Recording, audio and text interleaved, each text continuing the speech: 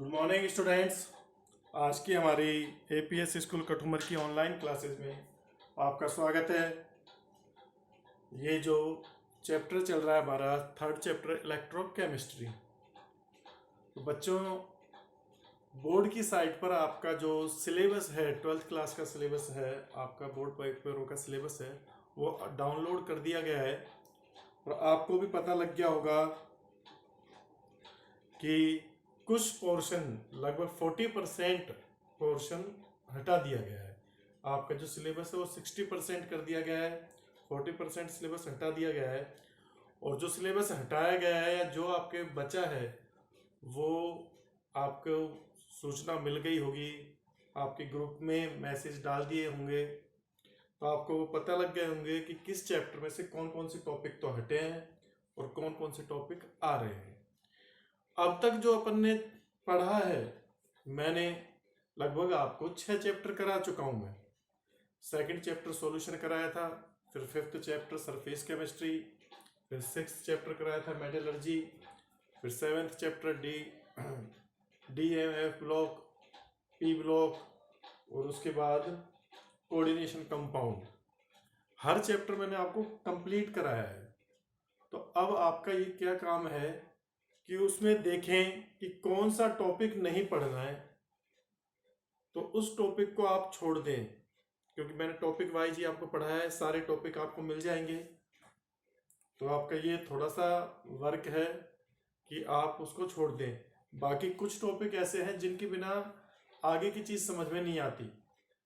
Board वालों ने तो हटा दिए, लेकिन अगर मैं उन चीज़ों को ना पढ़ाऊँ तो आपको उस चैप्टर में आगे की जो चीज़ समझने की है वो चीज़ भी समझ में नहीं आएगी। तो इसलिए उन चीज़ों को बताना ज़रूरी है। हम ऐसा नहीं करेंगे कि बिल्कुल ही ना पढ़ाएं, उनके बारे में कुछ ना कुछ नॉलेज मैं आपको देता रहूँगा, बताऊँगा उन टॉपिकों को भी, जिससे कि आगे की चीज़ आपको समझ में आए। लेकिन आपको जब याद करना है, एग्ज़ाम देना है, तो आप केवल उन टॉपिकों को ही अच्छे से याद करना जो टॉपिक एग्ज़ाम में आने वाले हैं। जो हटा दिए गए उनको याद करने की ज़रूरत उस टाइम पर नहीं रहेगी। ठीक है भाई। हम आज जो पढ़ेंगे कोलरास नियम पढ़ेंगे, पर उससे पहले मैंने आपको बताया था मोलर चालकता पर तनुता का प्रभाव। और मैंने बताया था चाहे प्रबल विद्युत अपघट्य है चाहे दुर्बल विद्युत अपघट्य है, अगर आप विद्युत अपघट्य या विलयन की तनुता को बढ़ा रहे हो, उसकी सांद्रता को कम कर रहे हो, तो मोलर चालकताओं के मान में वृद्धि होती है। ये बात अलग है कि प्रबल विद्युत अपघट्य की मोलर चालकता में जो वृद्धि होती है वो बहुत कम होती है, क्योंकि प्रबल विद्युत अपघट्य तो पहले से ही 100% आयनित होते हैं। तो उनमें तनुता बढ़ाने पर केवल आयनों की गतिशीलता बढ़ती है, तो उससे जो थोड़ी बहुत वृद्धि होती है वो ही हो पाती है, बाकी ज्यादा वृद्धि उसमें होती नहीं है। जबकि जो दुर्बल विद्युत अपघट्य है उनमें तनुता का प्रभाव ज्यादा दिखाई देता है। आप जैसे जैसे तनुता बढ़ाओगे तो मोलर चालकता में पहले तो धीरे धीरे वृद्धि होगी, लेकिन जैसे ही अनंत तनुता के निकट आती है, हम सांद्रता को बिल्कुल कम कर देते हैं, तनुता को बहुत ज्यादा बढ़ा देते हैं, तो उस समय पर आपकी जो मोलर चालकता में वृद्धि है वो एकदम से बहुत ज्यादा हो जाती है। जैसा कि मैंने पिछली क्लास में आपको प्रायोगिक डाटा दिखाए थे, एसिटिक अम्ल और केसीएल की अपन ने तुलना की थी।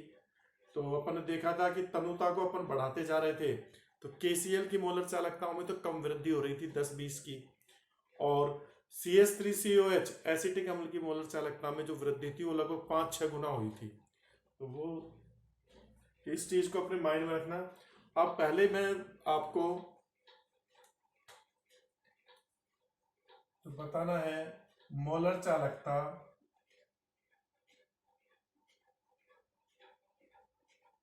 व सांद्रता के मध्य आलेख।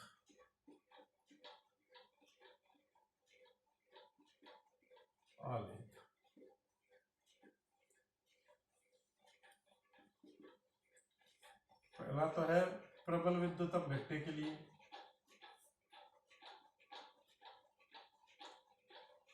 प्रबल विद्युत अपघट्य जो 100% आयनित होते हैं,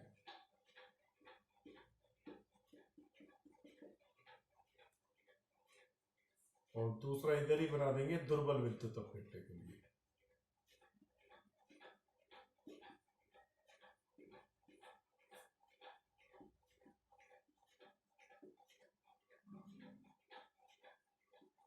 ये दुर्बल विद्युत अपघट्य के लिए।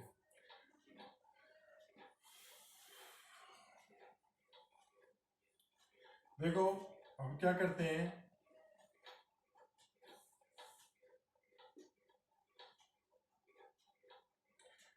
एक्स अक्ष पर तो लेते हैं सांद्रता, एक्स अक्ष पर तो क्या ले लिया, सांद्रता, और आपकी वाई अक्ष पर अपन लेते हैं मोलर चालकता, मोलर चालकता लैम्बडा एम। तो प्रबल विद्युत अपघट्य के लिए जो आलेख बनता है, मैंने बताया कि देखो अगर आप इधर की ओर जाओगे तो सांद्रता बढ़ेगी, लेकिन अगर आप इधर की ओर चलोगे तो सांद्रता तो कम होगी, तनुता का मान बढ़ेगा। और यहां पर सांद्रता है जो √c बराबर क्या हो जाएगा, 0। तो इसी को अपन बोलेंगे अनंत तनुता। हालांकि ऐसा हो नहीं सकता कि c 0 हो जाए, c 0 होने का मतलब कि विद्युत अपघट्य डाला ही नहीं, तो ये एक हाइपोथेटिकल कंडीशन है, पर इसको अनंत तनुता बोलते हैं अपन। इस पॉइंट पर इधर की ओर आ रहे हो तो तनुता बढ़ रही है, इधर की ओर जाओगे तो सांद्रता बढ़ेगी। और हमने पढ़ा है, क्या पढ़ा है, कि जैसे जैसे तनुता बढ़ती है मोलर चालकता में वृद्धि होती है। पर ये जो प्रबल विद्युत अपघट्य है, इनकी मोलर चालकताएं तो पहले से ही अधिक होती हैं।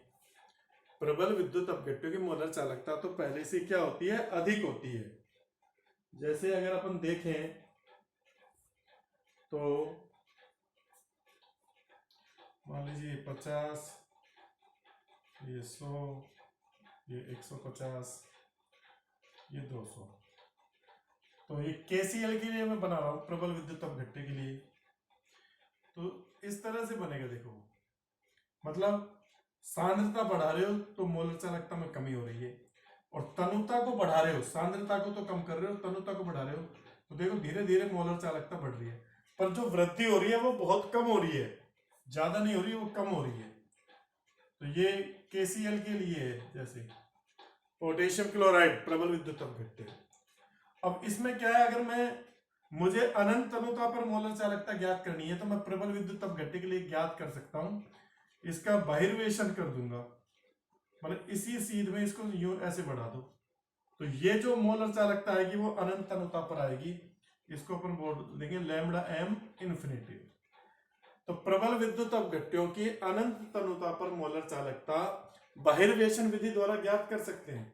एक तो ये याद रखना, इनमें वृद्धि बहुत कम होती है, धीरे धीरे बढ़ता है इस समय। ठीक है, तो ये तो प्रबल विद्युत अपघट्य के लिए, ये चीज नोट कर लेना। स्ट्रॉन्ग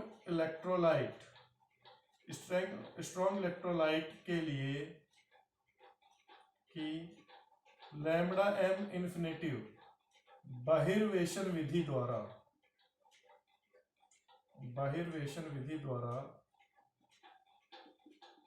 ज्ञात की जा सकती है,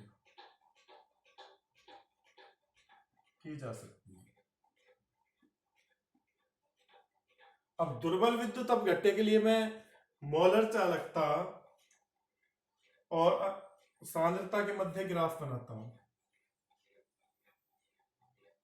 ये √c, यहां पर आपका लैम्बडा है। तो क्या होता है, देखो आपको पता है दुर्बल विद्युत अपघट्य जो बहुत कम आयनित होते हैं, जैसे जैसे अपन उसमें पानी मिलाएंगे, उसकी तनुता को बढ़ाएंगे, तो आयनों का वियोजन बढ़ेगा, तो मोलर चालकता में शुरू में तो धीरे धीरे वृद्धि होगी, लेकिन जब हम उसकी अनंत तनुता ला देंगे, यही स्थिति ला देंगे √c बराबर 0, ये अनंत तनुता है। तो अनंत तनुता के पास उनके आयन 100% आयनित हो जाते हैं, 100% टूट जाते हैं। अब आयन 100% टूट गए तो मोलर चालकता में एकदम से बहुत वृद्धि होगी। तो इनका जो ग्राफ बनता है, देखो इनकी तो शुरू से ही अधिक रहती है, इनकी प्रारंभ में तो देखो कम रहेगी। अब जैसे जैसे आप बढ़ा रहे हो तो मोलर चालकता बढ़ेगी, तनुता को बढ़ा रहे हो, इधर की साइड चल रहे हो तो तनुता बढ़ रही है, सांद्रता कम हो रही है, उधर की साइड जा रहे हो तो सांद्रता बढ़ रही है, तनुता कम हो रही है। तो इधर की ओर आते हैं तो ये इसमें वृद्धि होती है, लेकिन अनंत तनुता के निकट इसकी मोलर चालकता में एकदम से बहुत ज्यादा वृद्धि हो जाती है। तो ग्राफ कुछ ऐसे बनता है, ग्राफ आपका कैसे बनता है, ऐसा बनता है। इस तरह से जैसे ही अनंत तनुता के पास आते हैं तो मोलर चालकता में बहुत ज्यादा वृद्धि होती है। अब इनकी अनंत तनुता पर मोलर चालकता को हम बहिर्वेशन विधि द्वारा ज्ञात नहीं कर सकते, क्योंकि अब ये सीधी हो गई तो ये तो सीधा बढ़ाओगे तो वाई अक्ष को टच ही नहीं करेगी कभी भी। तो ऐसा होता क्यों है?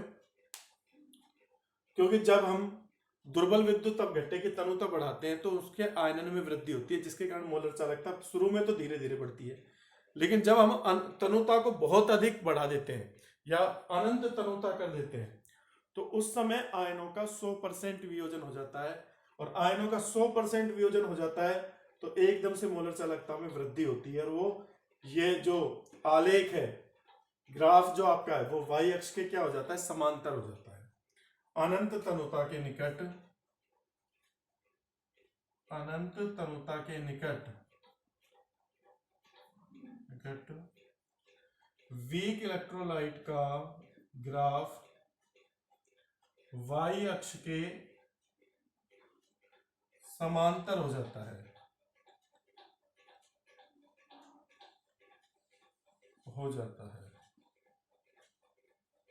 अतः बहिर्वेशन विधि द्वारा,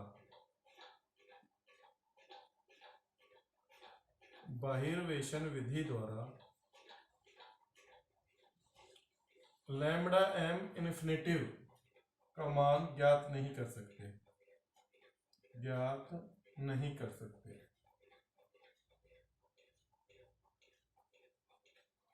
तो आप लोग ये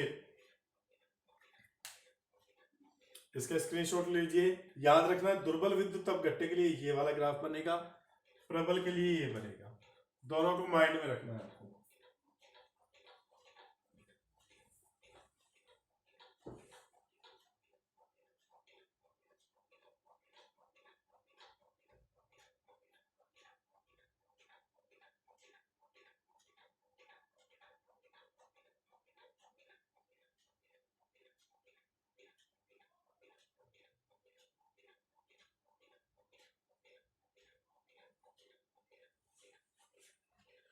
हाँ भाई, ले लिया इसका स्क्रीनशॉट?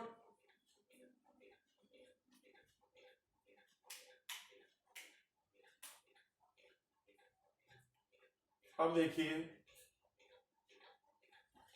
कोलरास लो की आवश्यकता क्यों हुई? दुर्बल विद्युत अपघट्यों की मोलर अनंत तनुता पर मोलर चालकता ज्ञात करने के लिए कोलरास नियम की सहायता से हम दुर्बल विद्युत अपघट्यों की अनंत तनुता पर मोलर चालकता ज्ञात कर सकते हैं।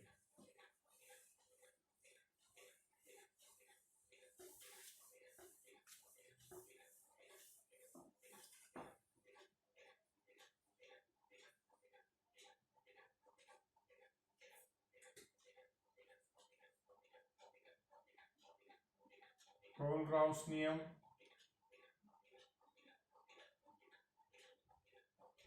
या इसे हम आयनों के स्वतंत्र अभिगमन का नियम भी कहते हैं, या आयनों के स्वतंत्र अभिगमन का नियम।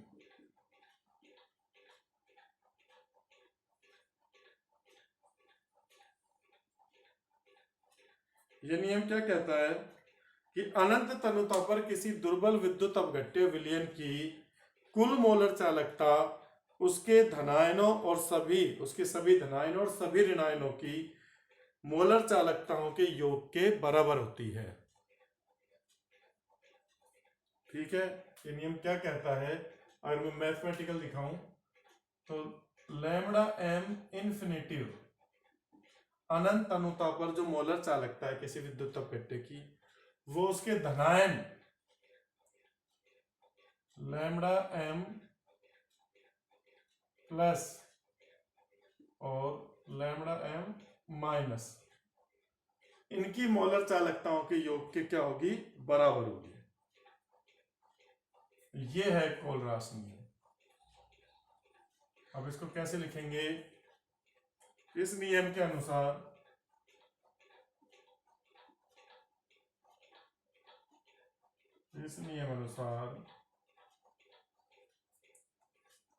अनंत तनुता पर अनंत तनुता पर किसी विद्युत अपघट्य विलयन की किसी विद्युत अपघट्य विलयन की किसी विद्युत अपघट्य विलयन की मोलर चालकता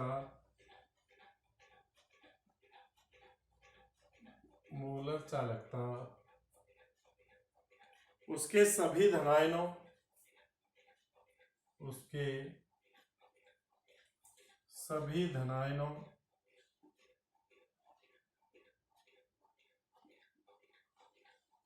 और सभी ऋणायनों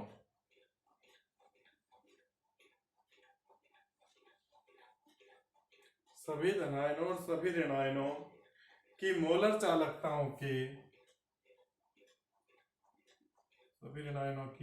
चालकताओं के योग के बराबर होती है।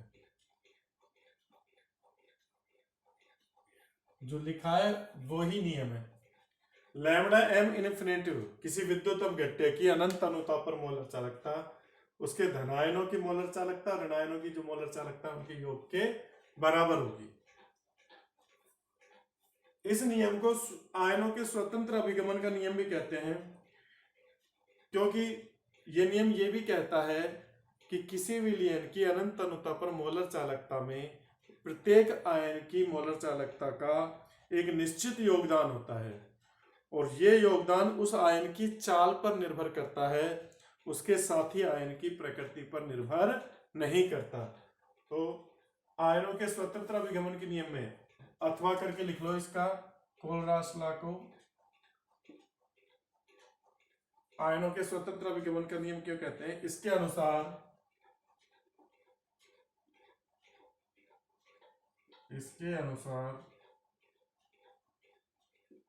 अनंत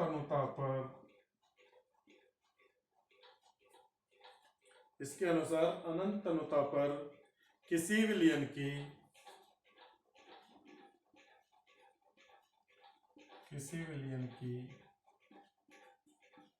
मोलर चालकता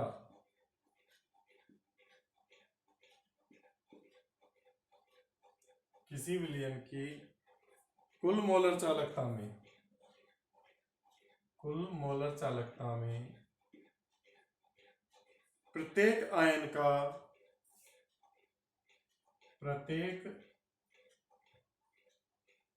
का निश्चित योगदान होता है, एक निश्चित योगदान होता है।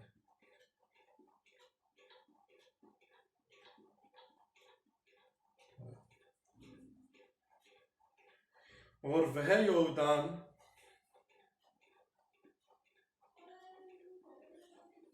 योगदान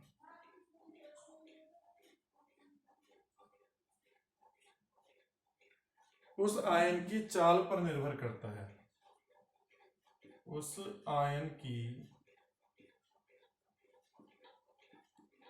चाल पर निर्भर करता है।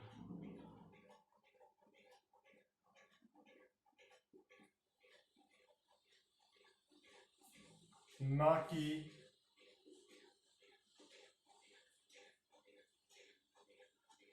उसके साथी आयन की प्रकृति पर, ना कि उसके साथी आयन की प्रकृति पर।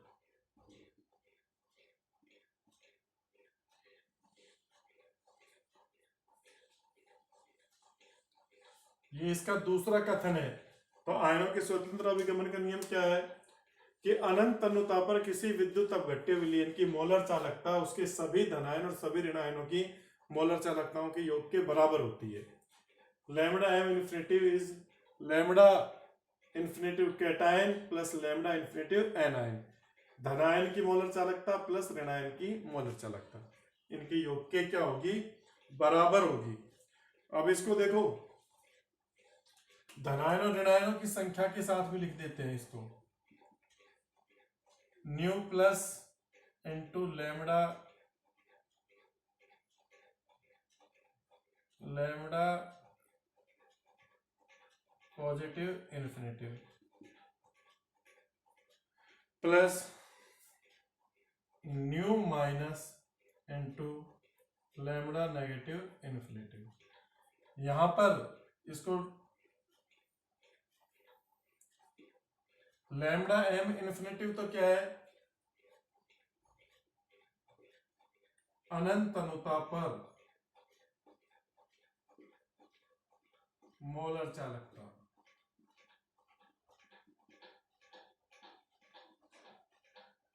न्यू प्लस और न्यू माइनस क्या है, धनायन व ऋणायनों की संख्या, कितने धनायन बन रहे हैं कितने ऋणायन, धनायन व ऋणायनों की संख्या, और न्यू प्लस इन्फिनिटिव धनायन की सीमांत मोलर चालकता,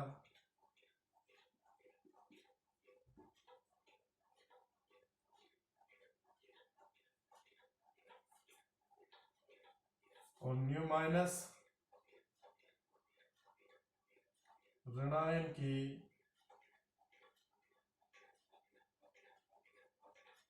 सीमांत मोलर चालकता।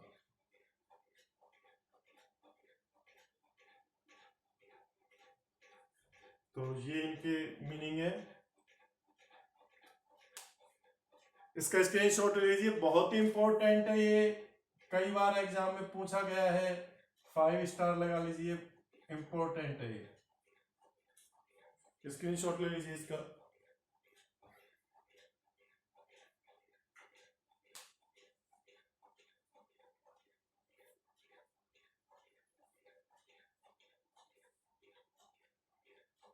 हाँ भाई, स्क्रीनशॉट ले लिया तो एक उदाहरण से समझते हैं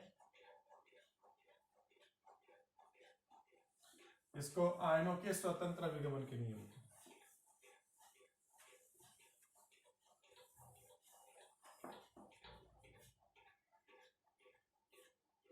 जैसे AlCl3 की का लैम्डा एम इन्फिनिटिव में लिखना है। लैम्डा एम इन्फिनिटिव क्या है, अनंत अनुता पर मोलर चालकता या सीमांत मोलर चालकता। तो लैम्डा एम इन्फिनिटिव AlCl3 क्या होगा, AlCl3 में देखो क्या कौन कौन से आयन बनते हैं, Al+3 आयन और 3Cl- आयन। तो ऋणायन तो 3 है और धनायन 1 है, तो इसको अपन कैसे लिखेंगे, एल्यूमिनियम तो 1 है तो इसको लिखेंगे lambda Al+3 +3 into lambda Cl- infinity, मतलब धनायन और ऋणायनों की संख्या से गुणा भी करना है उसको।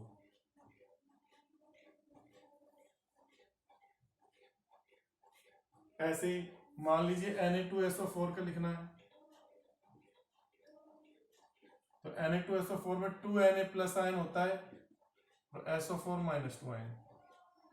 तो सोडियम सल्फेट की अनंत अनुता पर क्या होगी मोलर चालकता, सीमांत मोलर चालकता बराबर में लैम्डा इन्फिनिटिव Na+ आयन, अब 2 Na+ आयन छूट रहे हैं तो इसको 2 से गुणा करना पड़ेगा, 2 इंटू प्लस सल्फेट आयन एक ही बन रहा है तो लैम्डा इन्फिनिटिव SO4- 2 आयन।